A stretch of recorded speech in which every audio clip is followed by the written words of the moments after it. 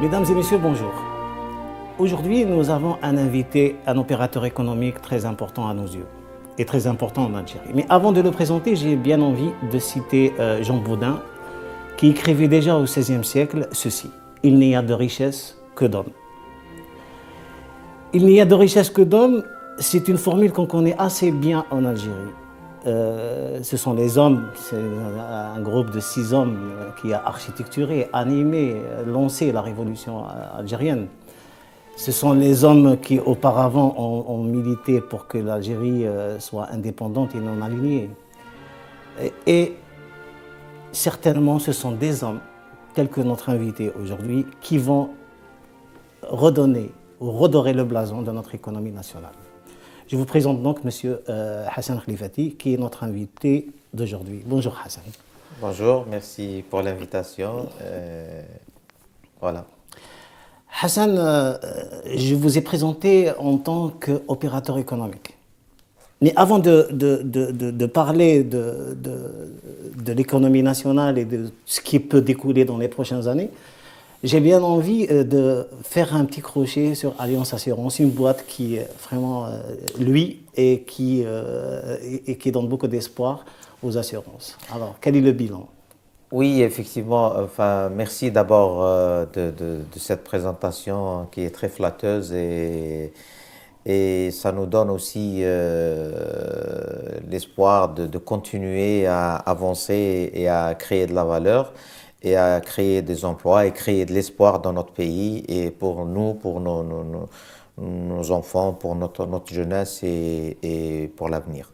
Alliance Assurance, aujourd'hui, ça a été une idée qui était peut-être folle à un certain moment, en 2004, qui est devenue une réalité. Et aujourd'hui, Alliance Assurance, c'est un acteur du marché, du secteur des assurances, qui est un secteur très important pour l'économie, avec une activité principale qui est l'assurance dommage, l'assurance des biens.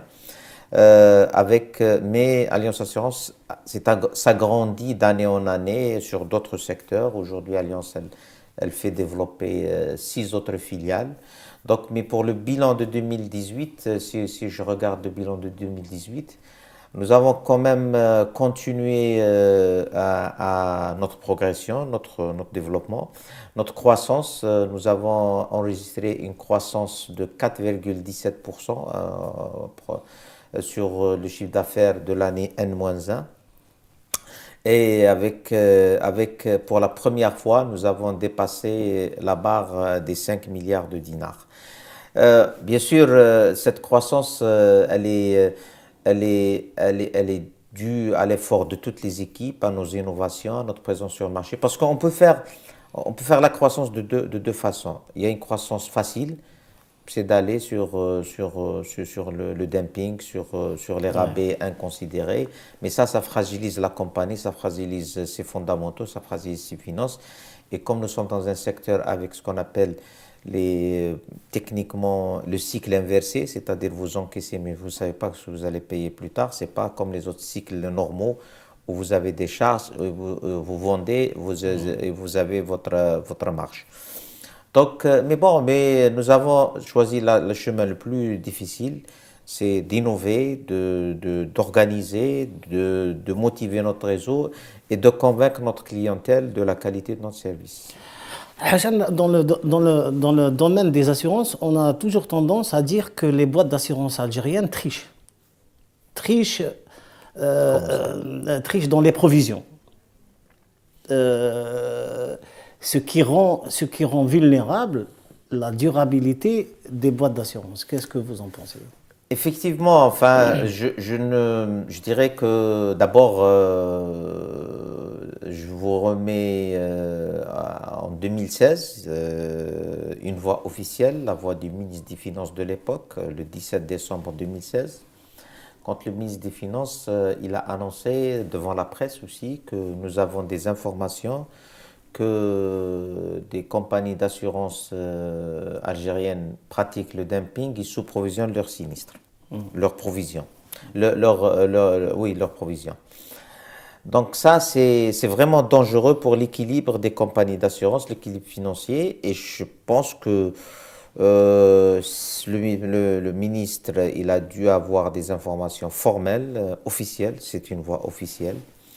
Nous disons que certaines pratiques qui ne sont pas très orthodoxes existent dans le secteur. Nous les avons dénoncées, nous essayons de... Parce qu'aujourd'hui, vous savez, le sous-provisionnement entraîne des choses cachées dans le bilan et fragilise les finances des compagnies. Et bon, c'est vrai qu'on ne le voit pas tout de suite, mais à moyen et long terme, c'est des compagnies qui deviennent vulnérables et c'est tout un secteur qui risque d'être en crise. Nous continuons à le constater. Vous savez, je regarde 2018, si je parle du secteur des assurances, nous n'aurons pas une croissance de plus de 2%, 2,5%. C'est-à-dire, sur 130 milliards de dinars de chiffre d'affaires de l'année passée, on aura 3 milliards de dinars de chiffre d'affaires supplémentaires. Ça, c'est d'une part. D'autre part, si je regarde les usines de montage de véhicules en Algérie, elles ont annoncé une moyenne de 200 000 nouveaux véhicules, avec des prix qui ont dépassé les 2-3 millions de dinars en moyenne. C'est-à-dire, si je regarde ça, je dis qu'avec 50 000 dinars d'assurance moyenne, ce qui est très bas, par véhicule, c'est 10 milliards de dinars de chiffre d'affaires qui auraient dû venir au marché. On n'en a fait que 3. Ça veut dire qu'on a continué cette politique de cassage de prix, de dumping. Et là, le régulateur, il faut qu'ils interviennent pour arrêter ça parce que à terme, on risque d'avoir des problèmes beaucoup très compliqués pour le secteur. Donc vous soulevez deux problèmes, Hassan. C'est d'abord la concurrence déloyale, indirectement, qui existe, et le secteur public. Enfin non, il faut pas.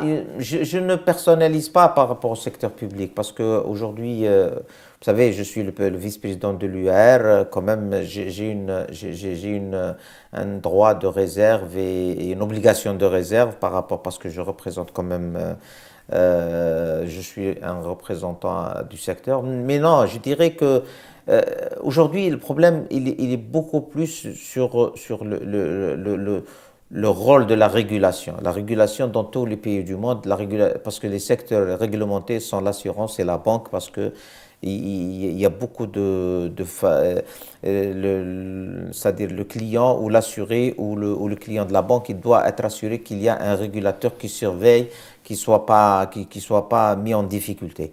Aujourd'hui, la régulation aujourd'hui en Algérie, on a demandé qu'elle soit indépendante et qu'elle soit dotée de tous les moyens. Indépendante par soit créer une agence de régulation du secteur des assurances, soit peut-être aussi développer l'idée de remettre la régulation dans une institution comme la COSOP. Du secteur des assurances, elle pourrait avoir cette indépendance, parce qu'aujourd'hui, par exemple, le secteur public des assurances, avec tout le respect que j'ai pour mes amis managers, le secteur public aujourd'hui, le ministère des Finances, il est régulateur, mais il est propriétaire du secteur public. Il est propriétaire aussi de la boîte de régulation, voilà, de régulation. Il est régulateur. Donc ça peut prêter à confusion. Donc on préfère, dans l'avenir, il y a une loi sur les assurances qui est en train d'être réformée. Nous avons participé par plusieurs propositions, notamment l'indépendance de la régulation, l'interdiction du crédit à l'assurance, parce qu'aujourd'hui nous sommes parmi les rares pays au monde qui autorisent ça, et ça a fragilisé les compagnies parce que les créances impayées deviennent de plus en plus lourdes, parce que même certains clients ont profité de cette volonté des compagnies de faire du chiffre d'affaires. Donc, ils laissent des ardoises chez X, après ils partent chez Y, et ils laissent des ardoises partout. Donc, on a demandé qu'on revient à l'orthodoxie internationale, c'est que no pay, no cover. Vous n'avez pas payé votre assurance, il n'y a pas de couverture. Aujourd'hui, vous ne payez pas votre assurance et vous êtes quand même couvert devant la juridiction, c'est-à-dire on a été obligé de payer des sinistres pour des gens qui n'ont pas payé leurs primes par la force de la justice. Donc aujourd'hui, on demande de revenir à des pratiques internationales et aussi Au standard. au standard international. Et aussi, regardez, c'est simple, comparons-nous à ce qui se passe chez nos voisins et nous voyons que l'Algérie est très en retard dans le domaine de développement de son secteur des assurances. Hassan, moi, il y a une phrase d'Henry Ford que j'affectionne assez particulièrement, qui disait New York ne s'est pas faite par les politiques, mais elle s'est faite par les assureurs. Parce que sans les assureurs, aucun ouvrier ne serait aventuré à grimper un gratte-ciel ou aucun chauffeur de taxi. Alors, l'apport des assurances dans la vie économique d'un pays est certain. Comment nous, c'est-à-dire on a connu une décennie assez florissante en matière de rentrée, de rente et tout ça, on a eu des constructions énormes. Comment le secteur des assurances est resté latent, léthargique? Est-ce qu'il y a une culture d'assurance ou est-ce que comment on peut expliquer ce phénomène? Non, enfin, écoutez, le problème, les assurances, c'est des collecteurs de la quasi-épargne, c'est-à-dire ils ont le même rôle que les banques, mais d'une autre manière, et c'est des investisseurs institutionnels. C'est pour ça, New York ou Paris, les grands boulevards parisiens aussi, ils sont construits, ils appartiennent à des assureurs. Pourquoi? Parce que les assureurs, ils collectent de l'épargne, et comme je vous ai dit, on est en cycle inversé. On encaisse, après on rembourse en cas de sinistre. Donc toute cette manne, elle est orientée vers des projets ou bien vers des placements via le marché financier. Malheureusement, en Algérie, le marché financier, il est ce qu'il est. Il n'est pas encore mature pour absorber, pour donner les rendements, pour avoir toute la dynamique. Ailleurs aussi, les assureurs participent dans l'immobilier et constituent des actifs en immobilier comme New York, comme Paris, comme Rome, comme partout. Malheureusement, en Algérie, on n'a pas profité de cette manne. Pourquoi on n'a pas profité de cette manne? Parce que, vous savez, je parlerai de Allianz depuis 2004. Nous avons essayé d'innover, mais en réalité, on passe 60% de notre temps à essayer de survivre et à garder la tête hors de l'eau. Parce que nous ne sommes pas sur des règles de jeu équitables, ni une régulation très forte et très présente. Parce que nous sommes preneurs d'une régulation indépendante, équitable, c'est-à-dire non discriminatoire par rapport à l'origine des fonds.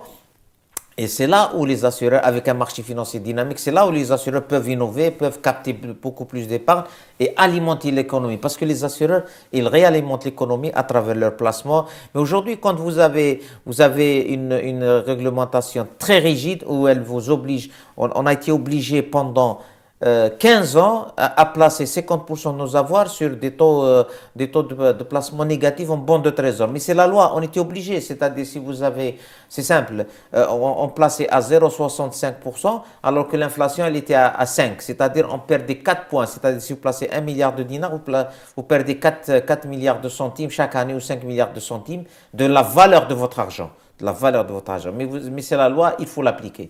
Donc on demande, enfin on essaye de militer pour qu'il y ait des textes plus... Nous ne sommes pas contre la régulation, je précise, nous sommes pour une régulation plus souple, une régulation plus indépendante et une régulation qui accompagne ce secteur très important pour qu'il participe plus dans le PIB national. Vous avez évoqué à l'instant le marché financier. Le marché financier, vous êtes vous-même opérateur à la bourse. Alors, qu'est-ce qu'elle devient, cette bourse? Il y a beaucoup d'opérateurs qui disent, bon, on a un marché financier qui ne bouge pas. Vous savez, aujourd'hui, nous sommes dans une situation de la poule et l'œuf. Donc, est-ce qu'il faut commencer par introduire des compagnies? Est-ce qu'il faut dynamiser le marché avant? Je pense que le marché financier aujourd'hui, le marché boursier, il y a un problème fondamental. Au-delà de nos amis managers des banques publiques, hein. Le problème, ce n'est pas un problème de personne, mais c'est un problème d'environnement. Peut-être de confiance. Non, la confiance, c'est-à-dire d'abord, il faut créer la dynamique. Mais aujourd'hui, les managers du secteur public bancaire ne sont pas rassurés par rapport à la pénalisation de l'acte de gestion, par rapport à tout cet environnement. C'est pour ça, nous, on a demandé qu'il y ait une décision politique de la part des autorités publiques, notamment le gouvernement, à travers le ministère des Finances, qui est le propriétaire des banques publiques, pour rassurer les banquiers publics pour qu'ils constituent un book, c'est-à-dire un portefeuille d'actions et qu'ils essayent de créer cette dynamique. Parce que quelqu'un qui a 100 actions, qui est aujourd'hui ici, enfin dans une ville comme Stawali ou Al-Harraj, et qui va dans les vendre, il ne trouvera pas d'acheteur. C'est-à-dire on a dit que les banques peuvent racheter et créer cette dynamique pour maintenir la confiance sur de nouveaux titres qui vont venir et créer cette culture de boursière. Aujourd'hui, on n'en est pas là parce que vous savez, un manager public, il est très rationnel, il est très objectif. Vous allez lui dire, voilà, vous allez acheter 100 actions à 100 dinars et vous allez les vendre à 200 dinars. Il va gagner 100 dinars fois 100, c'est 10 000 dinars. C'est bien, c'est OK, il est content. Demain, il achète 100 actions à 100 dinars, il va les vendre à 99 dinars, il va perdre 1 dinar sur 100. C'est 100 dinars, on va considérer ça comme dilapidation de deniers publics. Donc, ça pose un problème. Vraiment, ce n'est pas la volonté des personnes ou leur compétence qui est mise en jeu, mais aussi c'est toute cette rigidité réglementaire qu'il faut essayer de casser, de lever et de rassurer les managers et de leur dire allez-y, prenez des risques, c'est normal, c'est un marché, vous gagnez, vous perdez, mais parce que stratégiquement l'Algérie doit avoir une bourse de valeurs mobilières pour l'avenir, parce que nous avons des pays beaucoup moins importants économiquement que l'Algérie qui ont des bourses qui fonctionnent. Et l'Algérie, et aussi il faut qu'on sorte de la gestion administrative de ce genre d'institutions. Il faut qu'on aille sur des institutions, c'est-à-dire beaucoup plus économiques, où il y a beaucoup plus de flexibilité pour que les managers soient dans leur rôle et que le politique soit dans son rôle. On ne peut pas mélanger le politique, l'administratif et l'économique et attendre qu'on ait des résultats comme la bourse de New York ou de Paris. Ce n'est pas possible. Mais qui est réellement en cause? Est-ce que c'est un environnement bureaucratique ou est-ce que c'est la législation qui pénalise un petit peu l'acte de gestion, qui met en stress permanent les gestionnaires, les banquiers, entre autres? Qui est responsable de cet état c'est pas une question de responsabilité, c'est un choix d'orientation politique. Aujourd'hui, c'est nous ce qu'on pense, peut-être on a tort, c'est que un jour le Premier ministre avec le ministre des Finances, il vient dans les assemblées générales des banques, il leur dit écoutez, on veut que la bourse fonctionne, prenez des risques et on vous garantit que, c'est-à-dire la banque, elle peut dire voilà, je prends des risques, j'achète des actions, je vends, je gagne, je perds, c'est pas un problème, c'est je crée la dynamique. Ça vaut le coup pour l'Algérie, pour qu'on ait une bourse. Il faut prendre des risques. Vous savez, il y a beaucoup de pays, et la Tunisie en 87, elle n'avait pas une bourse. Le président Ben Ali, il est arrivé en 87, en 88, il a pris une décision de dire oh, je mets toutes les 20% de toutes les entreprises d'une certaine taille d'office dans la bourse 5 ans. Et ça a créé la dynamique. Après, les banques, elles ont commencé à créer des départements bourses, etc. Et ça a créé la dynamique. Après, celui qui veut sortir, il sortira. Et celui qui trouvera l'intérêt, il va rester. Et c'est comme ça. C'est-à-dire, il ne faut pas croire qu'on pouvait rester, créer des dynamiques avec de la bureaucratie et de la politique. C'est-à-dire, c'est pour ça que je dis, je ne dirais pas qui est responsable, je dirais quelle est notre vision pour ce marché financier et quelles sont les décisions. Les décisions, elles sont politiques avant qu'elles soient techniques. C'est-à-dire, je pense que nos banquiers savent faire, ils ont les compétences, ils ont la vision, mais ils ont besoin d'être rassurés par le propriétaire des actions des banques publiques. Parce que, pourquoi on dit banque publique? Parce que les banques publiques, elles détiennent 90% du marché national de bancaire, ou 95%, je ne sais pas. Donc, c'est elles qui doivent donner, c'est elles qui doivent créer cette dynamique. Les managers, je pense qu'ils sont prêts, qu'ils ont les compétences, mais ils ont besoin d'être rassurés par les autorités propriétaires. Et c'est à ce niveau que ça... Pour ça, depuis 5 ou 10 ans, on dit qu'il faut qu'il y ait une décision politique avant qu'elle soit économique. Oui, c'est un sujet très profond pour en débattre, parce que bon, il y a d'autres aspects peut-être confessionnels, parce que peut-être que le citoyen algérien va dire que non, haram, c'est riba, c'est machin, je donne... Non, au contraire, non. C'est justement, la bourse parce que il y a le facteur action, la partie action, Achat et vente. Non, gagner, c'est-à-dire selon les résultats de l'entreprise, c'est le compartiment le plus halal de halal, parce qu'il achète des actions dans une compagnie. Non, au contraire, ça peut régler ce problème de Sharia compliance, ça peut régler le problème de l'informel, parce que les gens qui ont de l'argent, ils préfèrent peut-être les mettre sur des actions Alliance ou Sonatrach ou Mobilis ou Air Algérie ou autres opérateurs privés aussi, Civital c'est-à-dire, c'est ça l'avantage. Donc aujourd'hui, ça règle beaucoup cette histoire de halal et de l'informel. Au contraire, non, je pense pas que c'est un problème. Non, c'est un problème technique et de confiance et de rétablir la confiance. Ça ne peut jamais en 20 minutes Oui. nous satisfaire Oui. le débat avec vous. Simplement, j'avais deux dernières questions. Enfin, j'avais beaucoup de questions, mais les deux dernières, c'est que Alliance Assurance se diversifie. Elle était dans l'immobilier à un certain moment. Maintenant aussi, j'ai entendu dire qu'elle est dans l'agroalimentaire. Qu'est-ce que vous pouvez dire sur ces deux aspects? Oui. Oui, effectivement, nous avons lancé un premier projet test immobilier à Cuba il y a 2 ans. Là, alhamdoulilah, nous sommes en train de livrer le projet, 30 logements avec 1200 mètres carrés espace commercial. Nous avons une forte demande sur ce projet parce qu'il est bien placé et il est bien réalisé. Comment? Capacité? 30 logements. 30 logements. Là, nous lançons aussi notre projet immobilier. Enfin, c'est pas de l'immobilier commercial, c'est notre nouveau siège à Bebzouar sur 3200 mètres. Nous développons 15 000 mètres carrés de bureaux avec pour regrouper tous nos filiales. L'ancien siège, nous prévoyons dans 2 ans, quand le nouveau siège sera prêt, de lancer une université, corporate university dans l'ancien siège, avec une maison de l'entrepreneuriat pour incuber les jeunes startups, donc pour les accueillir, les accompagner et rendre un peu ce que nous a donné l'Algérie pour ces jeunes, pour accompagner ces jeunes. Par ailleurs, nous avons un premier projet agroalimentaire que nous avons réalisé, qui démarre ces jours-ci, ça y est, il est là, les essais sont très concluants. C'est un produit grand public qui sera sur le marché dans les jours à venir. Il a été construit en un temps record, 11 mois, pratiquement, c'est-à-dire on a démarré le process en janvier plutôt en mars 2018. Là, on a eu le premier produit hier et on est très satisfait de ce produit. Il sera dans les rayons frais algériens dans une semaine, je pense. Il est adressé. Bon, je pourrais le dire pour ne pas. Ça sera de la pizza réfrigérée.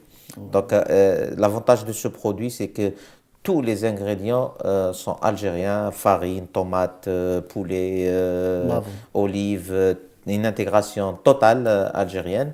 Et aussi, ils utilisent beaucoup de produits algériens, donc ils sont bio, il n'y a pas de produits chimiques, c'est un process complètement intégré, comme si vous achetez une pizza chez une pizzeria normale. Merci beaucoup. C'est 170 emplois, c'est important. 170 emplois. C'est 170 emplois directs, après il y a les réseaux indirects, et c'est un premier projet dans notre diversification agroalimentaire. Nous avons 6 autres filiales et nous pensons que nous allons commencer à aller sur 2 créneaux, l'agroalimentaire, l'immobilier mais des projets très limités, et nous lançons, Inch'Allah, en 2018 dans le divertissement, c'est-à-dire nous allons faire avec un partenariat un premier aquapark dans l'ouest algérien en attendant de le faire autour d'Alger. Merci beaucoup, Si Hassan, et en espérant vous revoir bientôt, parce que bon, une seule émission ne suffira pas. Merci beaucoup. Mesdames et messieurs, donc voilà, ainsi se termine notre émission avec Monsieur Khlifati.